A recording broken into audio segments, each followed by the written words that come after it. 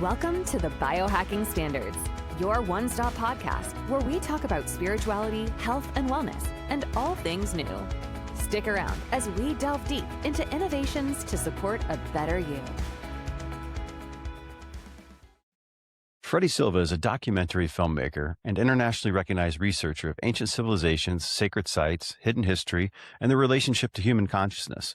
He's also written many best-selling books, including The Divine Blueprint, The Missing Lands, The Lost Art of Resurrection, First Templar Nation, Scotland's Hidden Sacred Past, and Portals. For more than 20 years, Freddy has investigated temples, pyramids, megaliths, and mystery traditions around the world, exploring how ancient cultures understood consciousness, energy initiation, and our connection to the cosmos.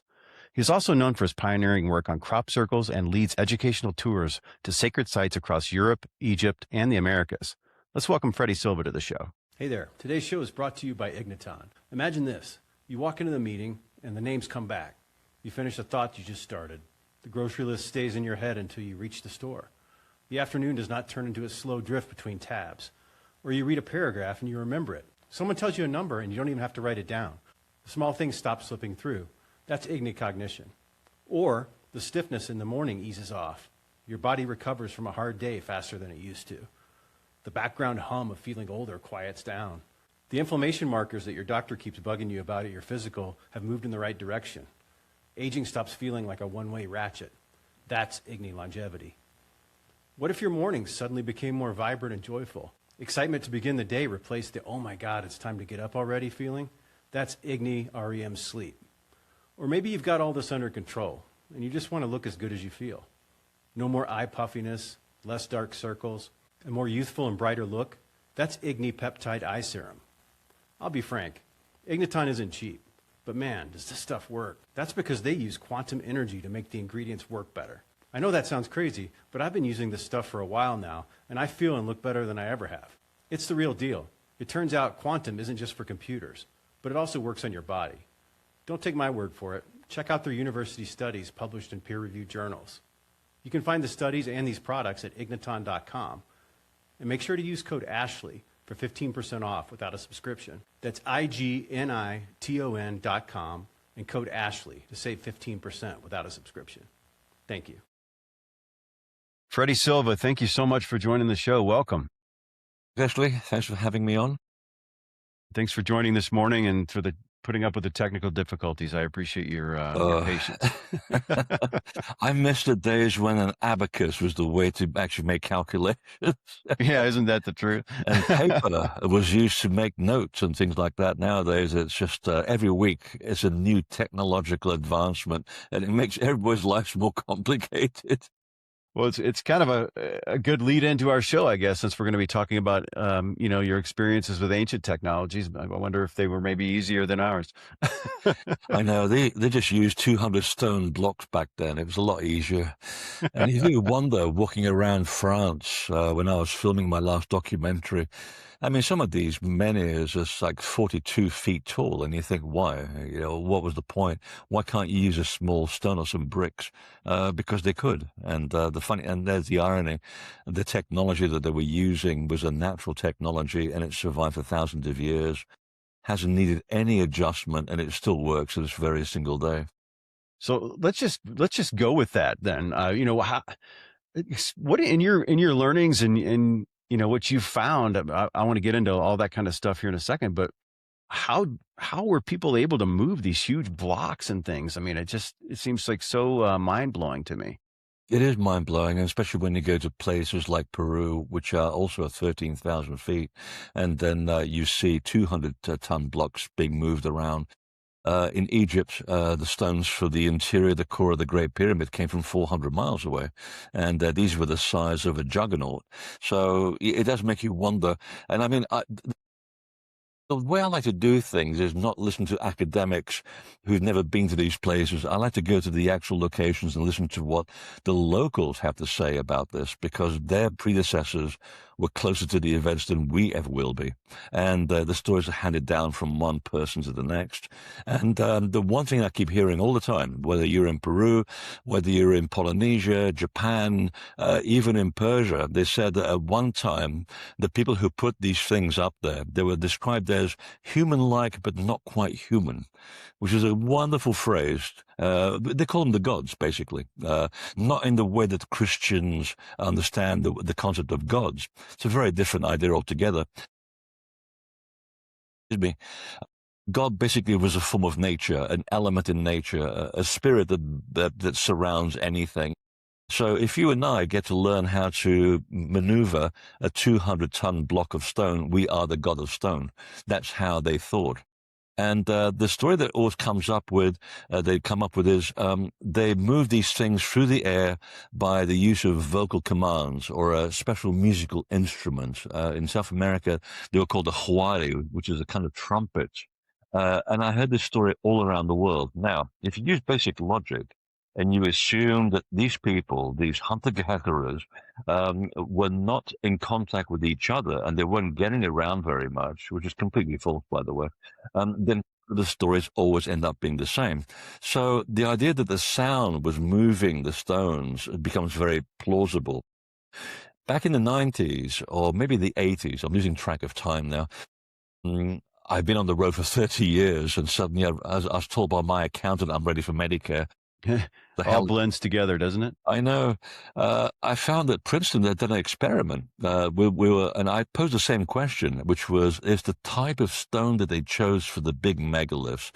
They all have the same thing in common. It's a specific type of quartz, a lot of it. So they actually were looking at the same problem from a different angle, and they figured, what if it's true? If these oral traditions that they talk about moving the stones through the air, the sites were built literally in the blink of an eye, overnight. What if it's true if we take a simple piece of quartz, the type that's used in these megaliths, about this big, and we put it in a vacuum chamber, and we start throwing sound at it, and we change the amplitude, and they experimented for several months until at one moment they got the amplitude and the sound frequency just right, which allowed the piece of quartz to levitate inside this vacuum tube. I think the video is still available on their website. I mean, all the people that did the experiments have since died of extreme old age, but I think the experiments are still up because they were peer-reviewed. So I am a great believer that at one point, these people who had control over the laws of nature, which is the other description that's given of the gods, understood the atomic structure of elements and could hear that structure, and they could apply the anti-node to the stone, and then boom, you just move the stone through the air using the conductors of the Earth's conveyor belts, which are called the telluric currents. Some people call them ley lines, which is completely wrong. But these currents are everywhere. I'm sitting on one right now. It travels from my apartment diagonally. Ironically, the only place where I can sit and do my work and have my computer and my desk is exactly where I'm sitting. So I am being influenced by this telluric current right now. So for them, it was just putting this mass on top of this conveyor belt and then pushing it. A child could probably have moved these things by the time they got it to behave like a piece of anti-gravity. So I'm a big believer in that one. Fascinating to me, just absolutely fascinating. Do you think that technology is hidden? Do you think we know somebody knows how to do that, or is it completely gone? It's mostly gone for the simple reason that everything has its particular time. If you think about what this technology would be capable of doing in this day and age when developers got hold of this technology, basically, the whole of the United States would be covered in condos in 5 minutes if you could move rocks that big through the air and you build things overnight. Yeah. I mean, if you can build Teotihuacan in the blink of an eye, think of what you could do with an apartment complex. So everything had its time. But that's not to say that we don't understand sound frequency, because we do. I mean, the Russian army was playing with this about 100 years ago when it figured that the right amplitude, where it's above the hearing range or below the hearing range, can do incredible things. And they found that above the human hearing range, it stimulates altered states of consciousness. But at the lower end of things, it actually destroys physical objects. And they're beginning to play with these big dishes and aiming it at tanks and buildings, and they found that, yes, you can actually destroy matter using infrasound. The problem is you can't direct it very well, and they had to stop because the sound was going everywhere else. They never really quite worked it out, and we can do that today as well in hospitals. I mean, if you have a bone fracture nowadays, your hospital will put a plaster cast on your arm, put a little hole in the plaster, and they'll put a microphone into a speaker into the actual hole, and they'll scan the entire fracture with ultrasound, and that actually rebuilds bone structure. So we do have the technology and the know-how to apply on a limited scale, but moving big rocks, thank God we don't have that anymore. You're right. They'd be everywhere and for sale, right? Of course. Your work is just fascinating to me. So again, there's so many things I could talk to you about, but I wonder, of all the sacred sites that you visited, which one has had the most profound impact on on you personally, and why? Well, that's a really hard question. I'm not sure. It depends what I'm looking for at the time and where I am. Early on in my career as a researcher, I went to the Great Pyramid with a group of people who worked behind the scenes to, let's just say, clear up the mess that people leave behind in terms of energy. We do a lot of clearing of sacred sites, and this is various groups that go around the world doing this. And that was one of my first unique experiences of an ancient sacred place, which was when I saw people in total darkness in the King's Chamber, about 30 people coming out of the stones and surrounding us. There was 4 people that witnessed this, all guys for a change. Usually it's women that do all of this, but for some reason there was 4 guys in the room. Total blackout in the King's Chamber. There's no lighting in there. And all of these people surrounded us when we're doing some work in there. And then about 5 minutes later, they went back into the stones. So that made a huge change to my life because I wasn't expecting that to happen. I didn't even ask for it to happen, and I didn't even know it was possible. So when that happens to you and there's 3 witnesses to back you up on this, you know something's happened, and you quit your day job and you end up doing this for a living, which I have been doing for 30 years. That was profound, but there have been other places as well that have helped me in my work, and I didn't realize at the time that these places are living organisms. They're not just a bunch of rocks piled on top of each other with doors and windows and so forth. They are living embodiments of a god. That's what the Egyptians called a temple. The physical embodiment in physical form of a living being. So when we go into these places and we react to them with awe, it's because the proportions are correct. The measurements of nature are exactly what they should be, which is why it had that effect on us. So I didn't realize at the time when I was doing my research that I got so much of my information just by walking around a sacred site, listening to the spirit of the place after asking a question and letting it go. And by the end of the day, I'd had lots of notes written down on my piece of paper because I could hear what was going on in the local environment that would feed me the information, which I would then have to spend a year or 5 in a library doing all the work that you usually do as a researcher, picking up books, looking at peer-reviewed journals, and then coming up with the material to write a book. So each one of them, these places, has been instrumental in my life. Edfu has been very instrumental in my life because of the way that it portrays the Edfu building text on the wall. And that is a description of a time before the prehistoric era when the gods arrived in Egypt from the island somewhere in the Indian Ocean, which is now underwater. And it tells you the whole process of how to create sacred space and also the manipulation of energy, which led to the creation of the building of the temples that we love so much today. Avebury has also been very instrumental in my life, the biggest stone circle in the world in England. I lived right down the road from it for 5 years, so I was very spoiled.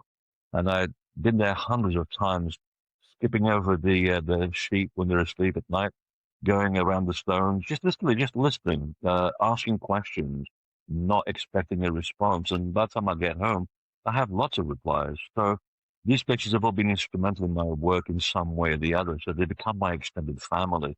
So there's no one place in particular that has been instrumental in anything. They've all contributed to my understanding of how things work and still do. Wow. Yeah, that's you're fortunate. You're very fortunate to be able to have those experiences, and I'm sure you realize that. Oh, yeah.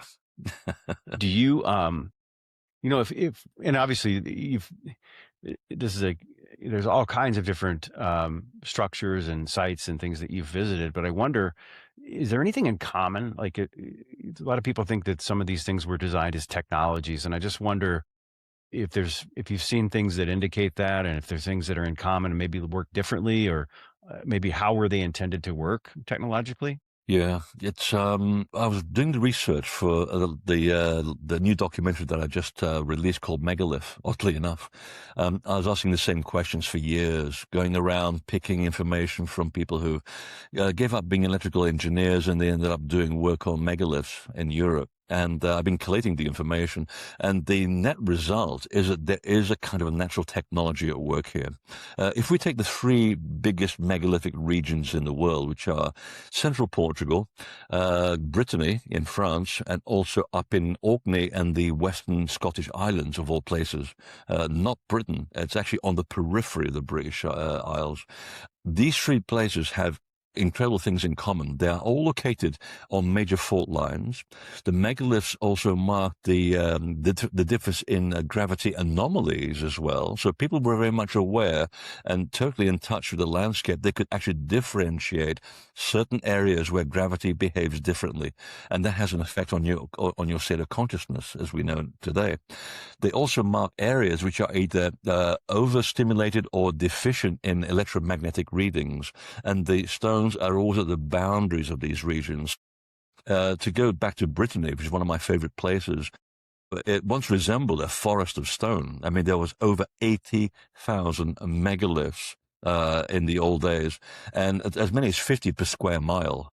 Literally, you're looking at this forest of upright stones. Wow. Some of them are 40 feet tall. I mean, these things are absolutely out of control. And they sit on a piece of rock, which by itself is also electromagnetic and also piezoelectric. It's full of iron, it's full of quartz, it's full of magnetite, and then all of these things basically add up to suggest that they were using the Earth's natural telluric currents and its a natural energy system to generate something. That's the big question. What were they doing? If we look at the word Karnak, which is actually an Armenian word, by the way, it means the enclosure of the stones of light. It's almost as if they were conducting some kind of early Wi-Fi signal. The stones seem to be talking to each other. And if you put a probe up to a lot of these standing stones, you'll find that they suck in the energy from around them for every 70 minutes, and then they disperse the energy, and the cycle repeats again. It's like they're breathing in and out. So if you happen to touch a standing stone at the wrong time, at the wrong place, you will get a very nasty electric shock. And you think, well, why was this important? I mean, they didn't have electricity. They didn't have to operate radios. They certainly didn't have Wi-Fi. Why was this important? Well, the one thing I began to figure out, and it's an ongoing investigation, by the way, is that they began to set up these monuments around 6000 BC. And what was going on around that time? We were in the middle of major climate change. Figure you've got problems today, nothing compared to what was going on 1,000 years ago. Things are very drastic. We're still at the end of the ice age. The problems associated with the changes in evolution and the changes in flora and fauna were all still prevalent. So I suspect that there was some kind of energy that was being created in order to stimulate agriculture. Because the one thing I hear from farmers all around Europe is that we have noticed when we grow crops near the megaliths, the crops are more fertile, they grow faster, the plants are healthier, and the further away they become, they're more susceptible to disease.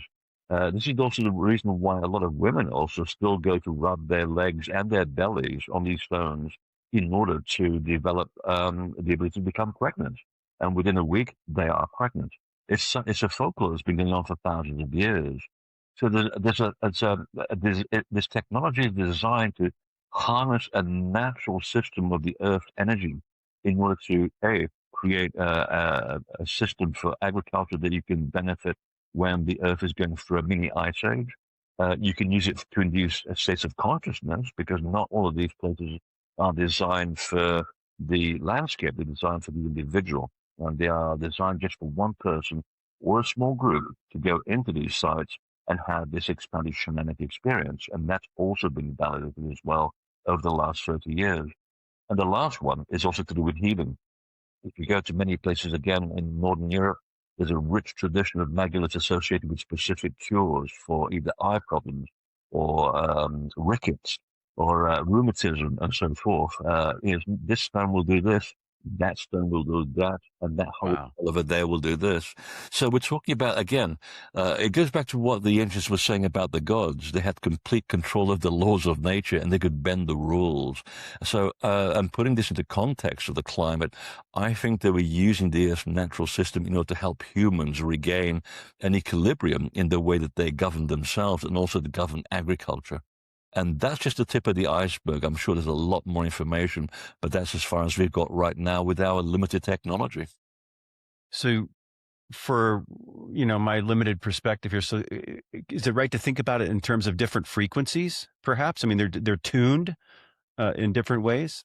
Yeah, basically the design, and this goes back to the work of Pierre Méreau, by the way. He was a Belgian electrical engineer who was studying all of this around the 80s in Karnak, and he found that the design of the megalith, so whether it's a menhir or a passage mound or a dolmen or a stone circle, each of these ways that the stones are put together influences the energy in different ways. And he found that the menhir basically is a big attractor. It's like a coil. It sucks up the energy around it through its base. And many of the menhirs actually got serpents carved on the base as well, by the way, to show that they are potent in the earth energy, which is defined as a serpent. So these things behave like coils, and they suck up the energy, and then every 70 minutes, boom, they dissipate. The stone circles are like batteries. They soak up the energy from all the environment around them, and they circulate it around the stone circle, and the energy enters the stone circle every dawn, and it dissipates throughout the day.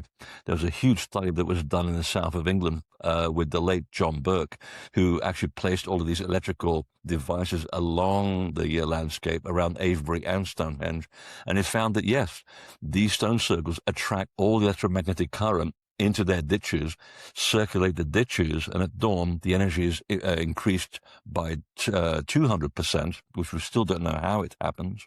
And then the energy goes into the stone circle, which is why a lot of people like going to stone circles at the crack of dawn. They know there's something about the energy, but towards the end of the day, the energy dissipates. So there are different frequencies and different uses for this site, depending on how the design of the site is designed. Wow. That's so interesting to me. I wonder, how does that then connect in with, I mean, you've talked a lot about a lot of these sacred sites influencing consciousness, and that's an energetic conversation as well. So Yeah. what evidence have you seen, or what's maybe behind your thought process there that's convinced you this is more than just symbolism or mythology, that we're really talking about consciousness? Oh, I think it starts off with basic observation where people go into these sites. Let's take a passage mound, for example. So you got your stone passage, and you've got your internal chamber, and then you've got this big mound of soil that covers it. In fact, a lot of them look like little UFOs in the landscape. People start talking about altered states and disappearing into the other world and returning a certain time later, very much expanded in terms of their awareness. And yes, you can take that at face value. Some people go there to expect that. So you have to take all of those experiences out of the way, because if you go to a place expecting something, you want a certain validation. What excites me is that when people don't go there expecting anything and they have an experience. So I began to look at the way that these mounds are created. They're not just any haphazard mounds. First of all, the way that the stones are placed to create the passageway that leads to the center of the mound is designed so that the polarity of the stones is facing an opposite polarity in each stone. So each stone is cut with magnetite.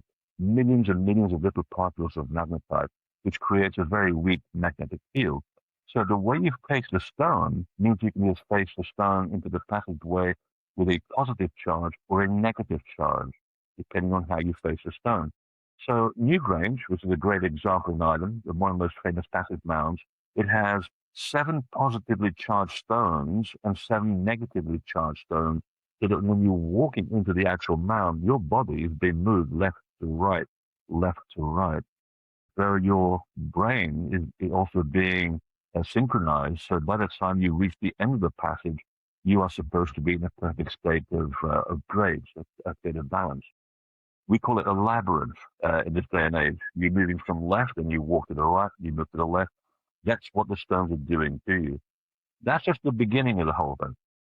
It was then discovered that no matter how big the mound is, Silbury Hill, which is one of the world's biggest conical mounds in south of England, it is built not just from people dumping soil on there. It is built very carefully with layers of organic and inorganic material, one after the other. And as Wilhelm Reich discovered in the early 20th century, that creates a very interesting thing. When you have a receptor in the center, whether it's a box or a chamber, it starts to fizzle out and filter all frequencies that shouldn't be inside the actual mound. And it lowers the level of frequency to a point where it allies to your brain waves being in a place of receptivity. So it's about, I think it's about 4.6 hertz. It's a very, very low frequency. So basically, you're using the layers of soil and organic and inorganic material to filter out everything around you. So you've got one frequency inside that chamber that stops you thinking and gets you to feel. And that is what you call a shamanic environment. So they're designed very deliberately to induce that. But this is also part of the equation. When the Acoustical Society of America went around looking at this folklore, they decided to start testing an exact frequency in different underground locations. They went to Malta. They went to the Hypogeum, which is 33 different chambers carved out of the limestone. One of them came up with a frequency of 112 hertz. So they figured, okay, we've got a natural frequency. What does it do? We don't know.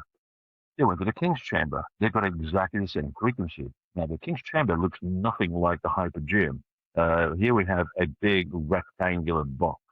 Hypogeum is a beautiful cordioid-shaped structure under the ground. Then there was Newgrange, which is a trefoil pattern. They went to Cairnewning. They went to other places around England and Ireland, which have completely different shapes, and the frequency range was always around 112. Now, it took a neurosurgeon to look at this frequency and say, wait a minute, that frequency is like a switch. It is the frequency that stops your brain from thinking, and it moves it into the area of altered states and altered consciousness. It gets into a shamanic state. It's your right brain activity. So all these places were, again, designed deliberately to you to be induced into a state of receptivity. So if you go there with the right intention, with the right process, you can sit there or stand there, and you will start receiving a lot of information from the other world. So they were essentially designed as communication points into another level of reality. Interesting. That kind of leads me. I wonder then, what do you think the ancients knew about consciousness that we don't, or that we've forgotten? Well, I think they were much more in touch with reality than we are today. I mean, crikey, we're now using AI to think for us. God help us. I think that just because of survival skills, you have to learn to understand your immediate environment. If you go to the parts of the world where people are still relatively undeveloped, which I find kind of insulting, I think they're much more connected to the spirit of place. And I'm, for example, speaking about of the Bushmen of the Kalahari, which comes to mind. And they are so in touch with their environment. They know that next year in March, there will be a drought. And the women stop reproducing. They will not have children until they know that the drought is over, and then they can start planning forward. That's how in touch they are with their environment, and they're still doing it today. There's not many of them, but they're still doing it today because it's about survival. You have to understand where the food is, where the water is, what the weather's doing, what the tribe 100 miles away is doing, so that you can prepare if they come to invade you. All your senses, all your God-given ability that you have within you is used to its extreme. And when you can do that, we call it yoga, by the way, these days, or Kriya Yoga, for lack of a better word. It's one of the most ingenious ways where you can train your own body consciously to be much more aware of the environment around you. When you can do that, you can start manipulating the laws of nature, just like the gods were doing. So you become godlike. If you wanted to rain in the middle of a drought, yes, you go to New Mexico, hang out with the Navajo because they know all about that. And there's a famous story, and I can't remember who was with them. It'll come to me. I'll call him a white guy for now. He was with one of the Navajo after a 7-year drought, and he says, "Let's go and make some rain." So the Navajo goes to the top of a sacred hill, which is, of course, on a PowerPoint, which is why it differentiates itself from a normal hill. And he mutters a few things, a prayer or something. He walks around the summit 7 times, comes down the hill, and he says, "Let's go and have a beer." So they're sitting in a bar, and this is not a joke, by the way. A Navajo and a white guy in a bar, and suddenly they're watching television, and there is a weather warning to seek high ground. A major low depression has just developed over Santa Fe County, and sure enough, torrential downpour, a real derecho, and it washed away houses, cars, cows, and everything. And the guy says to the Navajo, he says, "That's a very impressive way of being so in contact with the elements that you can actually shift the elements and make rain. But tell me, have you actually figured out how much rain to ask for?" And he says, "That's the bit we haven't figured out yet." So, yeah, a bit of humor, but it's actually true. If we can use our own ability to move the world around us, but when we forget how to do it, our ancestors did us a favor. They built these mounds or the stone circles or the menhirs or pyramids in order to help us remind us that we can do this. They're almost like a middle man in a way to show us that if we don't have the ability or the confidence to use our senses to move the world around us, you go in this building, which is designed in a certain frequential manner to interact on your behalf to access different levels of reality. So that's how it works. Oh, it's how did you get interested in this, Freddie? I mean, this is it's fascinating, but how did you? I just wonder, like, what got you into studying? Curiosity. You got to be curious. You got to be passionate. I've been passionate about sacred sites since I was 4. I was drawing pyramids on pieces of paper when I was 4. I had no idea what the hell I was doing. So it's built in. And of course, I got distracted by the modern world. I had issues like everybody else. I wanted to make money. I wanted to be loved. My childhood is horrible. My family life, you don't want to know about it. So for me, it was about security, financial security, and a nice car, a nice house. Yeah, and if that's your bag, that's fantastic. But I figured out eventually that it wasn't my bag because I was making a lot of money, but I was miserable at what I was doing. And one day I had an experience in a crop circle, which, by the way, they're not made by people, or at least they weren't in the old days when they first came out. They're built exactly on the same rules as a pyramid or as a Stonehenge. That is the incredible thing about crop circles. And when I had my experience in there, I went through a veil and came back. I said, okay, this is what I want to do for a living. And you take a leap of faith. And I literally took a massive jump from one world into the next. And I lost everything, friends, marriage, everything. But I've become a better person as a result. And it's my passion that drives my whole work, because if these things are happening to someone like me, a normal person like me, then it will happen for most people. And I want to make sure that people know what's going on. So most of my work comes from actual engagement with sacred space. I write from direct experience as much as I can, because I see that there's benefit here for humanity. And hopefully I can make a change to the way and the direction that we're slowly taking, that's slowly going to a very large cliff, and a lot of people are not aware of it. Yeah, let's talk more about your experience with the crop circle. I want to learn more about what you experienced there. Obviously, disclosure is a big topic. We got the big movie coming out here soon. By the time this is released, that will be out. Tell us about your experience. You said you went through the veil in the crop circle. Yeah, I mean, I basically started off research doing infrared photography. I felt that there was a heat signature in the real crop circles, which differentiated them from the man-made ones, and yes, there was. But I got more curious as I went along, and I was working alongside the then acknowledged expert on the subject, and I started to sort of sense things, and I didn't realize I had that ability. I think most people have it. You get talked out of the fact that you shouldn't be talking to fairies, and no, you're not listening to the voices, but actually they are real. I didn't realize I had that sort of subtlety to connect with the world around me that you don't see. It's something that I developed over time as my confidence grew. So I began to sense the energy in crop circles to the point where I could tell what was real and what wasn't. And then you validate it using scientific means. And that went into the next level, which was I got pushed into writing a book about this. And I had no intention of becoming an author.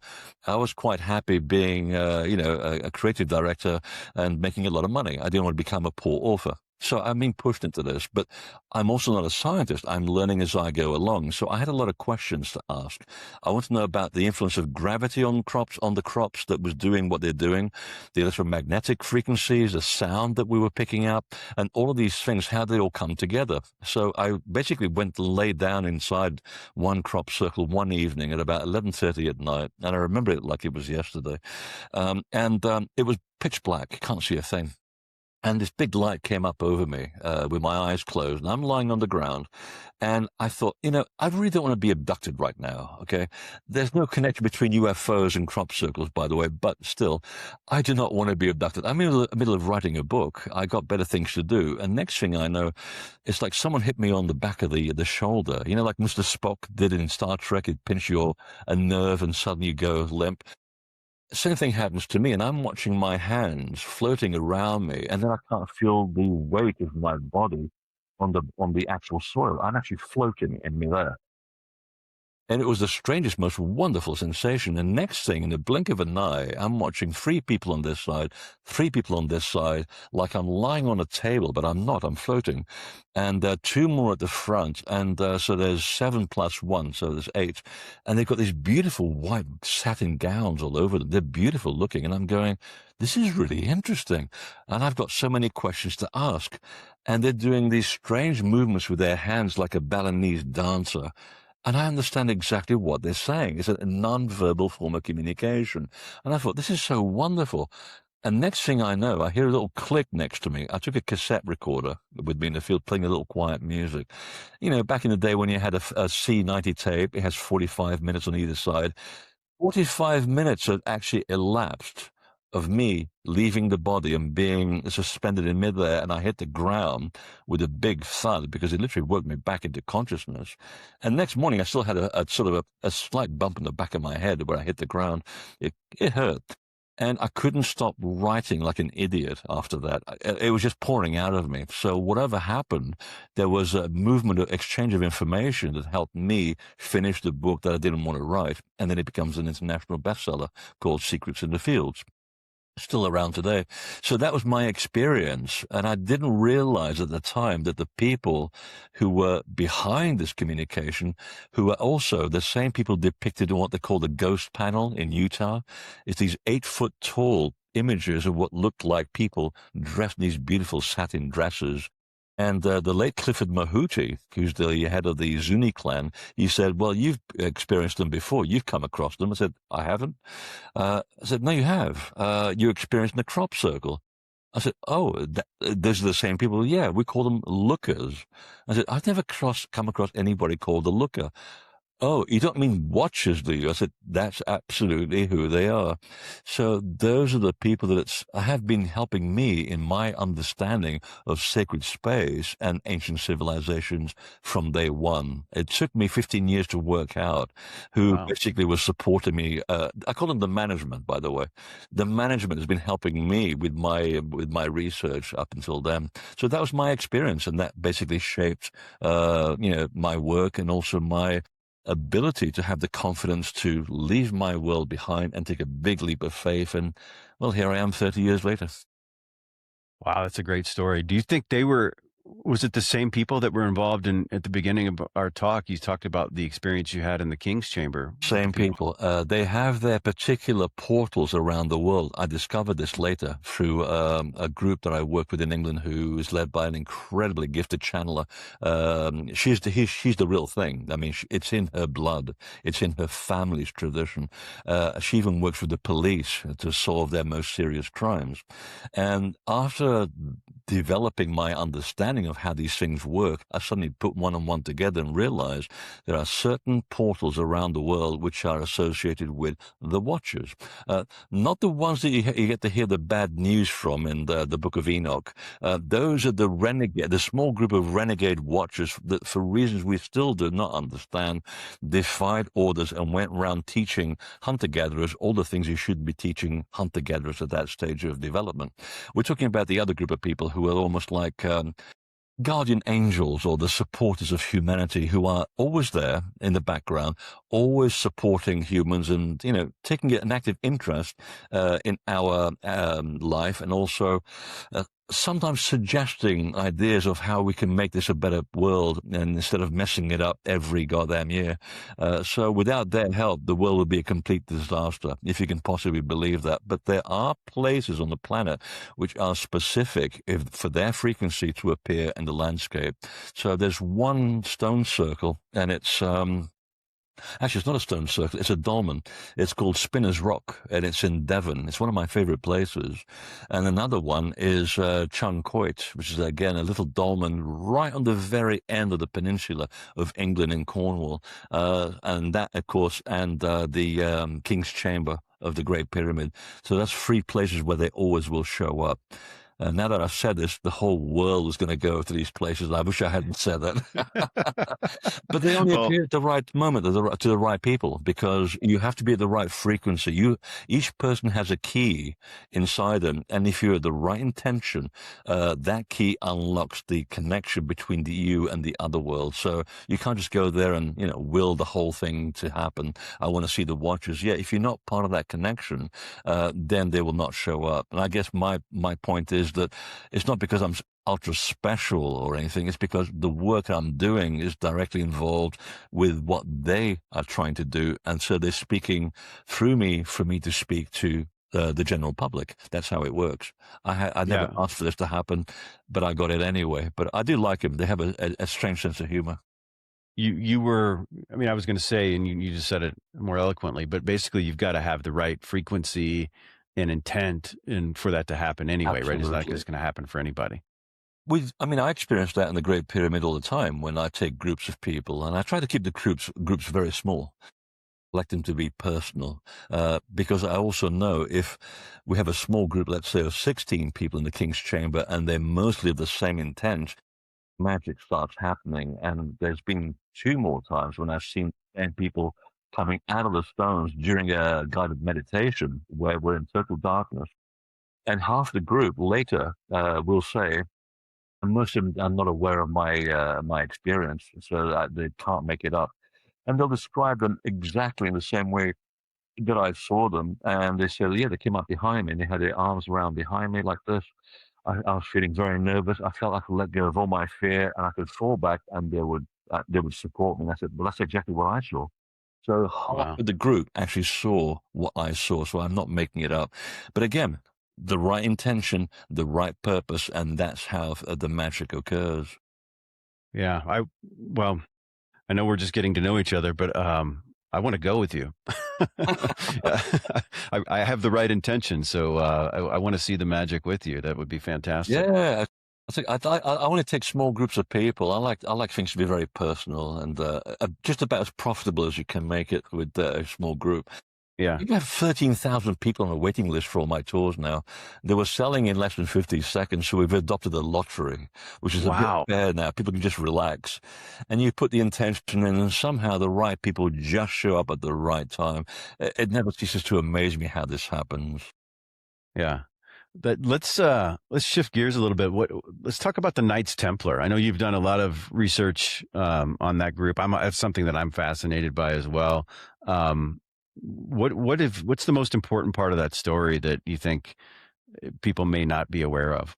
The most important part of the story, and I just came back from Templar territory 2 weeks ago in Portugal, 2 tours, is the fact that most people are not aware of the origin of the Templars. That's what really floored me. I was going to write a small dissertation on why Portugal is obsessed with the Templars. Even their civic calendar and the national calendar is actually set on the day of Mary Magdalene and John the Baptist, which are the 2 people that were supported by the Templars. Not Jesus. He did not figure in any of the story. But John the Baptist and Mary Magdalene were the people that they were protecting, and the lineage that's connected with them.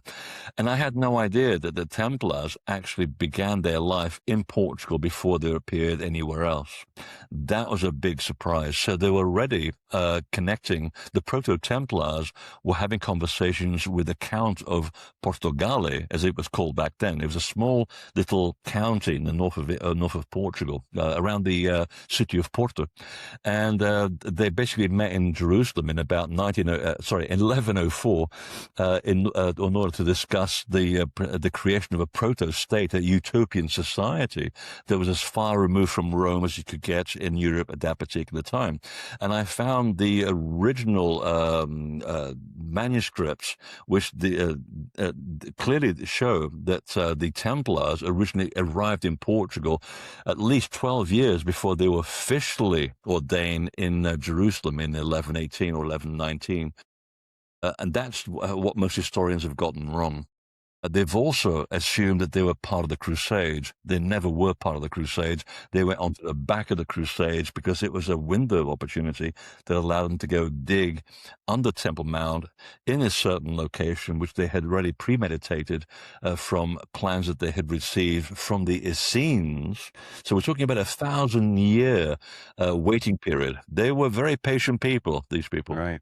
And basically, we're looking for something very, very important. And when you find out that these scrolls that they found had nothing to do with monetary treasure, and they're required to be decrypted by a cryptographer, you know that there's something very important. And what came out of the work was that they were all spiritual ideals that were encoded in the actual scrolls. It was all to do with the most important system of spiritual development, which was initiation, how to become conscious. And the idea was to leave the body for several days, have an induced near-death experience, come back and talk about it, and actually come back with information that would help the tribe ascend their problems. So, for example, if we needed to know how to do agriculture in a certain way to avert famine, you come back with that information. It's been the foundation of every mystical secret society since the people who were doing this in Japan, 8,500 BC, by the way. It's a very, very old tradition. So that's another surprise, that the Templars weren't doing much fighting. They were highly spiritual people, specifically the inner group of the Templars. And I found all the documents to back up where they used to conduct their secret things in secret locations under the ground in certain chambers around Europe, and specifically in Portugal and France. So those are the biggest surprises, that they were actually protecting a spiritual tradition. They wanted to create a utopian society, which they succeeded, by the way, in Portugal for about 90 years before the Inquisition finally showed up and the Pope finally realized what was going on. It took the church a long time to work this out. And then also, that's how they became very rich, because people in local communities realized that these were great benefits to your inner spirituality, and also the fact that the Templars created a welfare state. They created schools for the poor, they created infirmaries for the sick, and a welfare system for the aged, like us. So they literally were the first socialists in Europe to create this wonderful system where everybody benefited for the greater common good. Maybe the only time that's actually worked. And for a time they got away with it, because in 1139 the Pope was up for grabs, the seat was up for grabs, and they asked the Bernard of Clairvaux, who happened to have been the spiritual mentor behind the Templars, who we should have as the Pope. Well, the Bernard was very highly respected among the Catholics because he was a great ambassador. He was a true Christian, unlike the Catholics. And he said, well, I'm going to volunteer this gentleman here. He's a Cistercian monk, and he has all the right qualifications as a good Christian. So he put a Cistercian monk on the throne of the Vatican in 1139. Well, it turns out that the Cistercians were also mostly Templars themselves. That's what few people didn't know. The Templars were made up of three people: the Knights Templar, the Order of Sion, which became the Priory of Sion, and then the Cistercians as well. There were three groups that formed that group.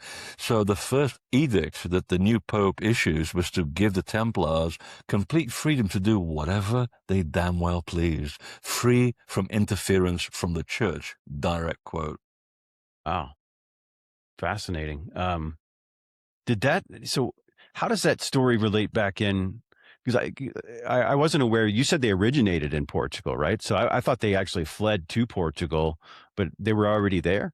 Now, the order began in Portugal before anywhere else. Two of the Templars were actually Portuguese. Okay. I actually traced them to a town in Portugal. And we had the third one who was from Burgundy, where a lot of the Proto-Templars came from. But he had moved with his family to Proto-Portugal to begin this nation-forming system. He was called Arnaldo de la Roche. He's like an international James Bond, a man of mystery. And he was the linchpin behind this nation-building empire that they were trying to create, this utopian society. So again, I had no idea about any of this, and even the acknowledged expert on this, I forget his name now, I'm sorry, he's written many books about the Templars. He's written one paragraph about Portugal, which it's like, okay, so we don't have any experts on the Templars, we're just authorities. Like, I'm not an expert on the Templars, I am an authority on the early Templars, because no one else has actually done the work that I've done or found the actual documents that proves that the order was already alive and well in Portugal in 1109. And I've got the actual deed of property for a castle and a village given to the temple, the order of the temple, before they were officially ordained in Jerusalem 12 years later. So that's quite something. Wow. Yes, it is. Thank you for sharing that. I just want to be respectful of time. We still have a few minutes left, but I want to give you a chance to tell us what lesson from the ancient world do you believe is most urgently needed in our society today? Oh, we could be here for hours. I think mindfulness more than anything else. I think that if I'm going to boil it down to one thing, it's mindfulness. We are not mindful anymore.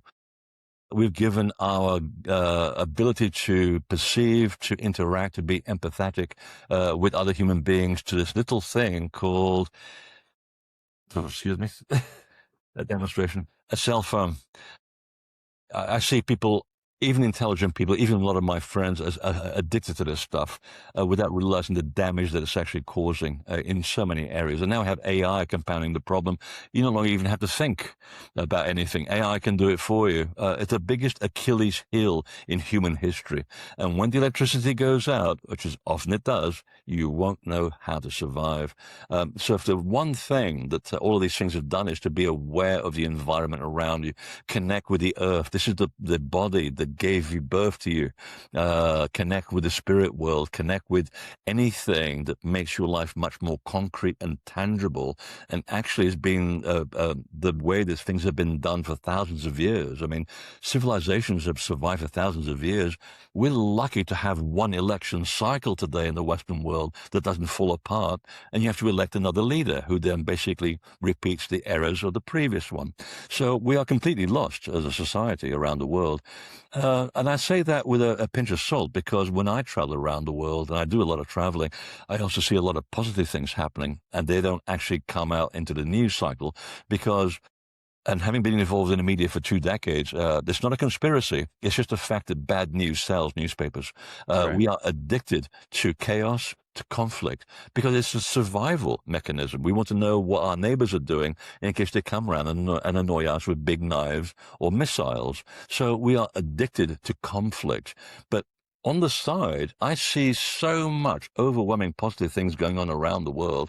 There was even I think he was a teenager. He worked out a very simple system using a net and a floating rubber ring in yachting marinas and ports around Europe, where you can basically skim all the plastic off the surface of the ocean into this little pod, and you just empty it, and there it is. All your plastic has been removed from the yacht club in an hour.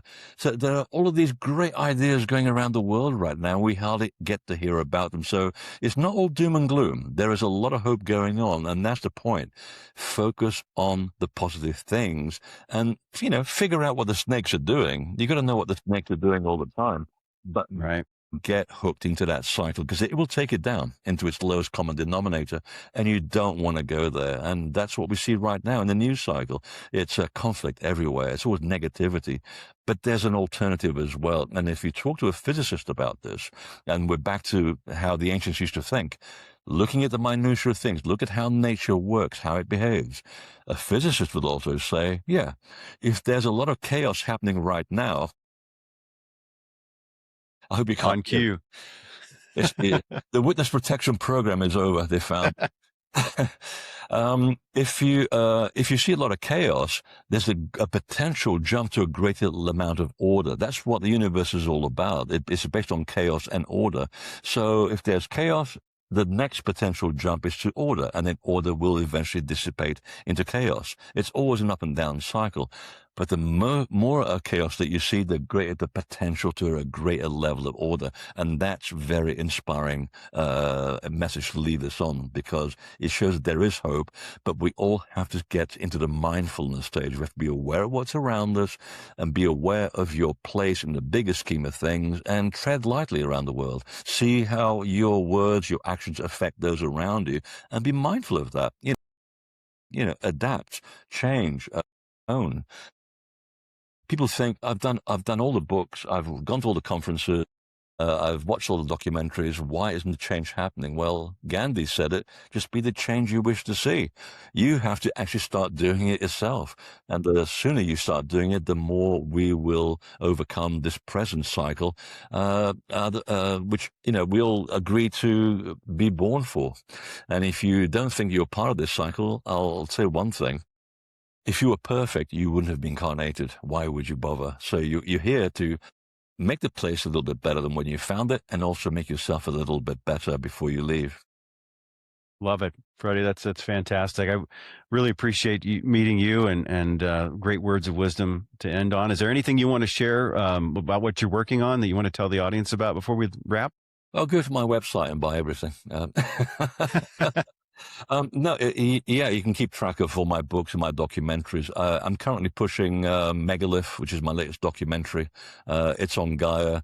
It's also my private Vimeo channel, which includes the original black and white version, it was designed as a black and white film, and it works in black and white. Gaia bought the color version, but on Vimeo you can get black and white and color. But believe me, when you see megaliths in black and white, they make so much sense. And the 3-part series on Egypt, on a different way to look at the Egyptian temples from the point of view of the gods that built all these structures. And that's also one of the things I'm pretty happy with. I'm rarely happy with anything because I'm a notorious perfectionist, but those two I'm pretty happy with. So go to my website and see what's happening on there. And what is your website for the audience? InvisibleTemple.com. Great. Freddy Silva, please stick around for a second. I want to chat with you off camera, but great meeting you. Thank you so much. Definitely. It's been a pleasure. Hey there. Today's show is brought to you by Igniton. Imagine this. You walk into the meeting and the names come back. You finish the thought you just started. The grocery list stays in your head until you reach the store. The afternoon does not turn into a slow drift between tabs. Or you read a paragraph and you remember it. Someone tells you a number and you don't even have to write it down. The small things stop slipping through. That's ignicognition. Or the stiffness in the morning eases off. Your body recovers from a hard day faster than it used to. The background hum of feeling older quiets down. The inflammation markers that your doctor keeps bugging you about at your physical have moved in the right direction. Aging stops feeling like a one-way ratchet. That's Igni longevity. What if your mornings suddenly became more vibrant and joyful? Excitement to begin the day replaced the, oh my God, it's time to get up already feeling?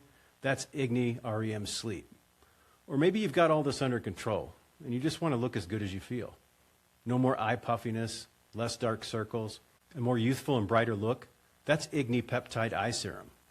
I'll be frank, Igniton isn't cheap, but man, does this stuff work. That's because they use quantum energy to make the ingredients work better. I know that sounds crazy, but I've been using this stuff for a while now, and I feel and look better than I ever have.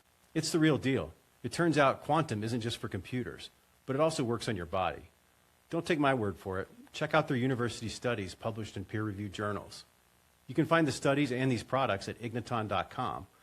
And make sure to use code ASHLEY for 15% off without a subscription. That's igniton.com and code ASHLEY to save 15% without a subscription. Thank you. Thanks for listening to the Biohacking Standards, the foundations and fundamentals for a better you.